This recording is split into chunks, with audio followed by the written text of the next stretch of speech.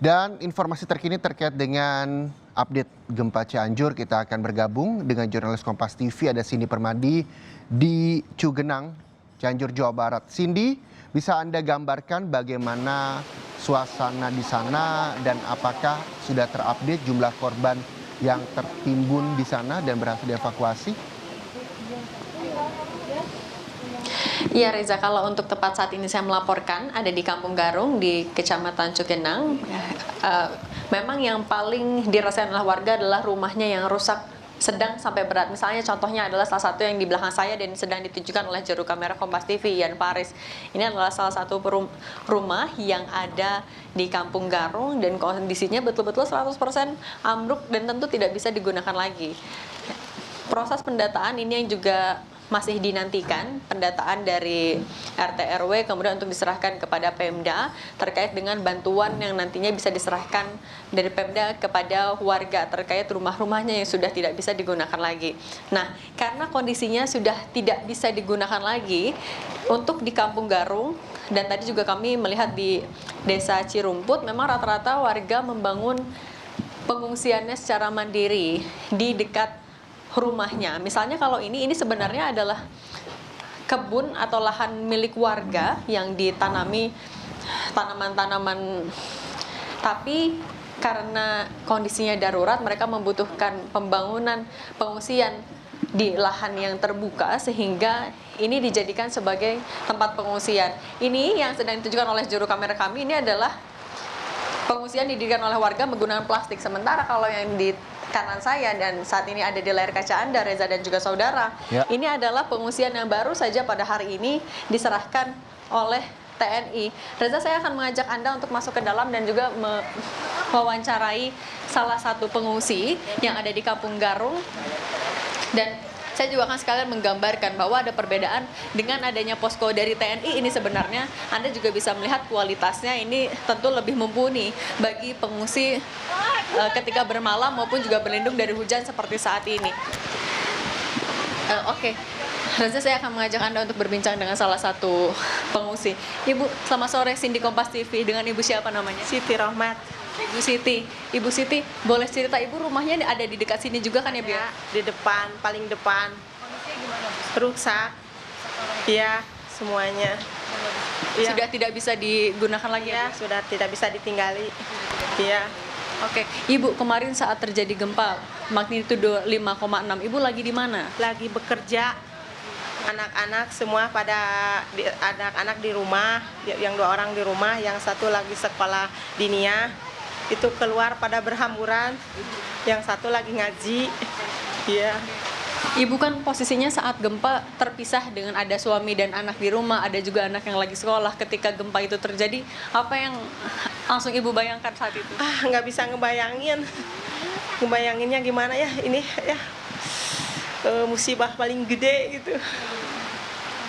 Oke. Posisinya kan anak Ibu juga terpisah pada saat itu, tapi bisa bertemu lagi gimana ceritanya, Bu? Itu pada lari nyamperin saya di jalan, pada nangis berteriak.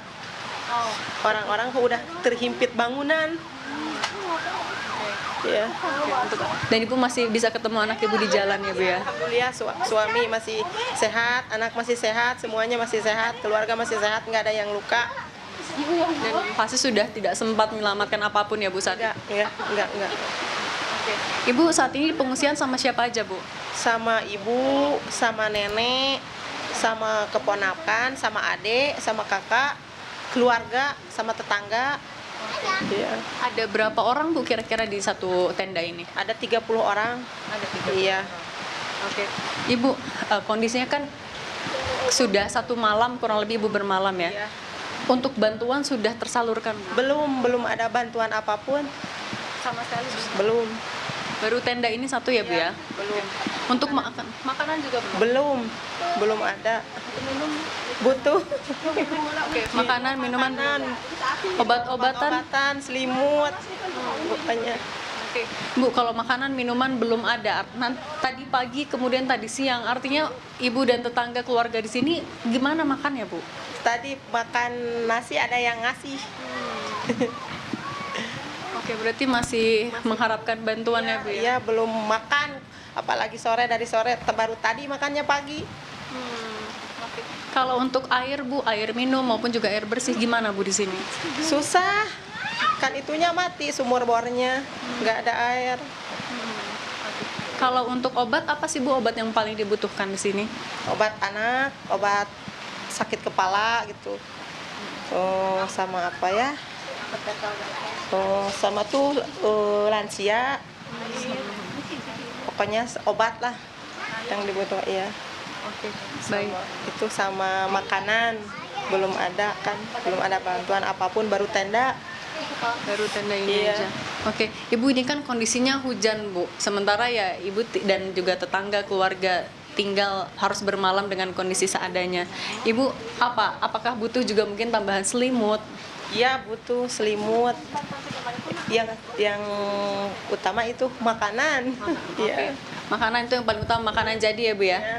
Oke, Ibu Siti, terima kasih banyak sudah berbagi untuk Kompas TV, Ibu. Semoga sehat selalu.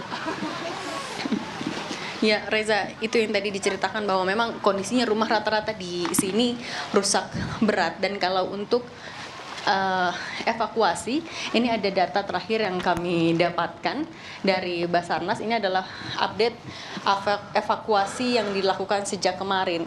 Jadi kalau hingga pukul 1 siang tadi sudah melakukan evakuasi untuk wilayah terdampak di Kabupaten Cianjur, khususnya Kecamatan Cugenang.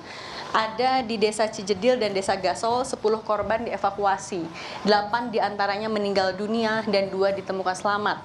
Sementara kalau untuk di Dusun Gintung, Desa Banjot, Desa Gasol dan Pondok Pesantren dilakukan evakuasi 14 korban dalam keadaan seluruhnya meninggal dunia.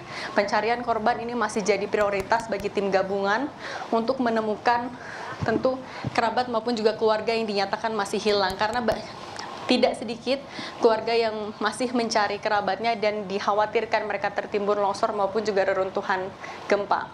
Reza. Iya, Cindy, sebelum saya bertanya ke materi selanjutnya, sampaikan rasa turut prihatin saya dan juga teman-teman Kompas TV di Jakarta dengan seluruh warga di Cianjur yang ada di Cugenang, Kampung Garung di sana. Dan ini juga menjadi perhatian. Kenapa? Karena hari ini saja baru 1 kali Ibu Siti Rohmah mendapatkan bantuan makanan. Nah, seperti apa akses jalan untuk memberikan atau mendistribusikan bantuan berupa makanan di Cugenang, Kampung Garung? Apakah terkendala di sana hingga akhirnya warga dan juga para pengungsi harus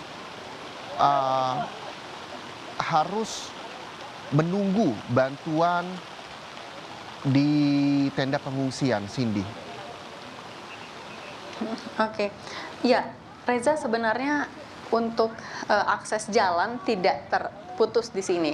Ada beberapa akses untuk menuju ke Kampung Garung dan tidak terputus. Memang sempat ada desa-desa di kecamatan ini yang terputus, tapi sudah dibuka menggunakan eskavator. Jadi akses sebenarnya mudah sekali. Tapi kalau tadi dari informasi warga, bantuan memang masih belum merata karena warga yang membutuhkan ini jumlahnya lebih banyak dibandingkan logistik yang tersedia. Ini yang menjadi kendala, sehingga untuk distribusi memang belum merata. Kemudian untuk akses air juga atau bantuan air minum maupun juga air bersih, tadi kami menanyakan warga, mereka banyak yang akhirnya membeli yang jaraknya tidak dekat dari sini. Mereka harus menggunakan kendaraan, mencari warung atau tempat makan untuk mencari membeli air mineral maupun juga membeli lauk minuman. Tadi kami juga sempat menanyakan kepada warga, apakah ada upaya misalnya meminta kepada RT RW untuk menyampaikan kebutuhan bantuan, tapi dijawab oleh salah satu warga, Pak RT-nya juga adalah korban di sini. Ia juga masih butuh waktu untuk memulihkan kondisi keluarganya, sehingga saling berempati. Ini yang sehingga diharapkan oleh warga bantuan ini bisa didistribusikan tanpa perlu didesak dari warganya itu sendiri, Reza.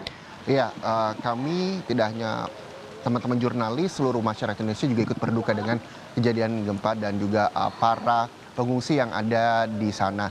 Di tempat Anda melaporkan di Kecamatan Cigunang, Kampung Garung tepatnya, ini kan ada tenda pengungsian dari TNI yang memang diprioritaskan untuk wanita, lansia dan juga anak-anak di sana. Bantuan juga belum ada, walaupun banyak warga yang saling membantu satu sama lain. Kita berharap bantuan juga bisa segera didistribusikan. Saat ini kondisinya hujan di sana. Apakah dikhawatirkan ada longsor atau seperti apa sebenarnya tempat Anda melaporkan lokasinya? Apakah memang dekat dengan bukit-bukit atau jurang atau seperti apa, Cindy?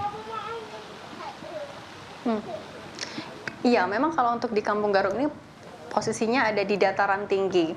Kalau untuk longsor, kalau setidaknya di tempat saat ini saya melaporkan, tadi kami tidak melihat adanya titik-titik bekas longsor pasca gempa kemarin.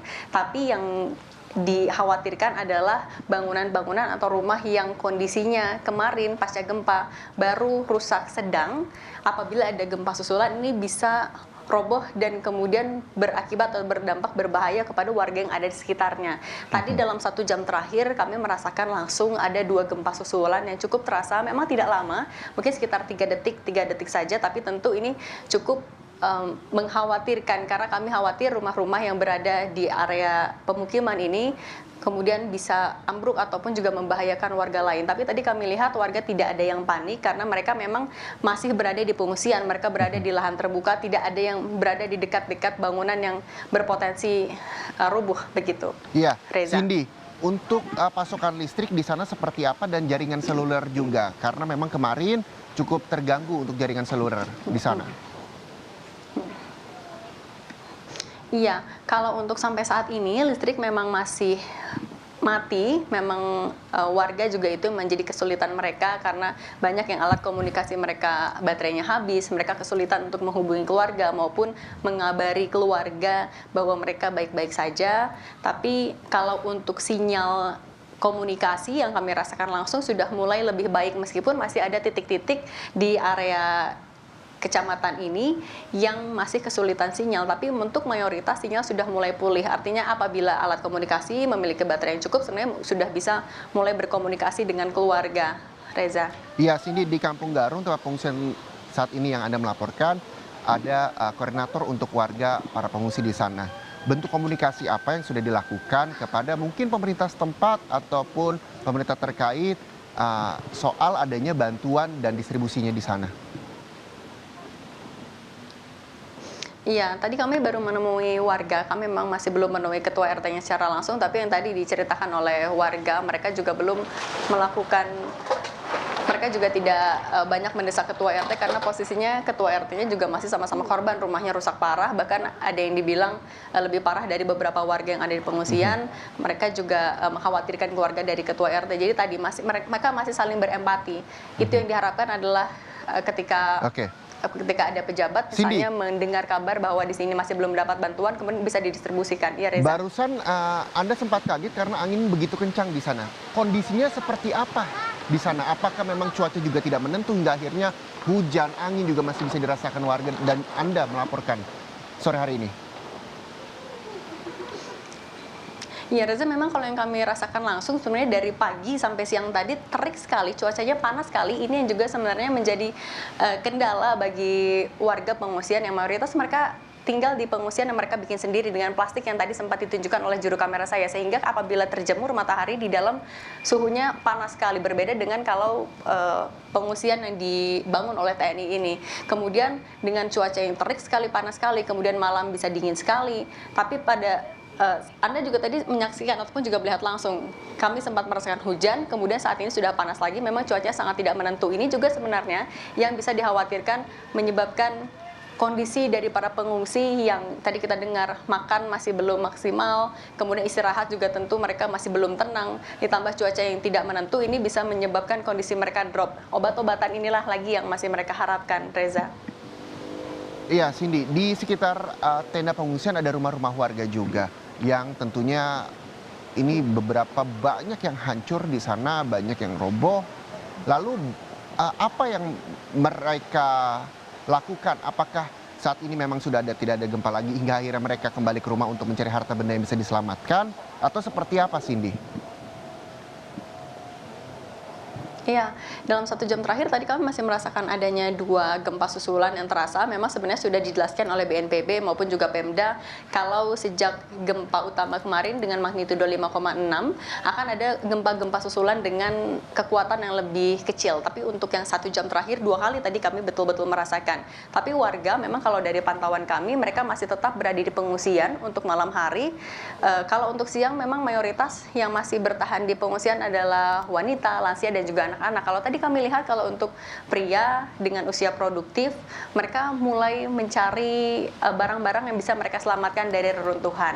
Misalnya tadi ada yang mencoba mencari bahan pokok maupun juga alat-alat masak, ataupun juga tentu masih mau mencari harta benda yang sekiranya masih bisa diselamatkan, mengingat kondisinya memang meskipun masih ada gempa susulan, tapi bisa dibilang lebih sudah semakin stabil jika dibandingkan dengan kemarin, Reza.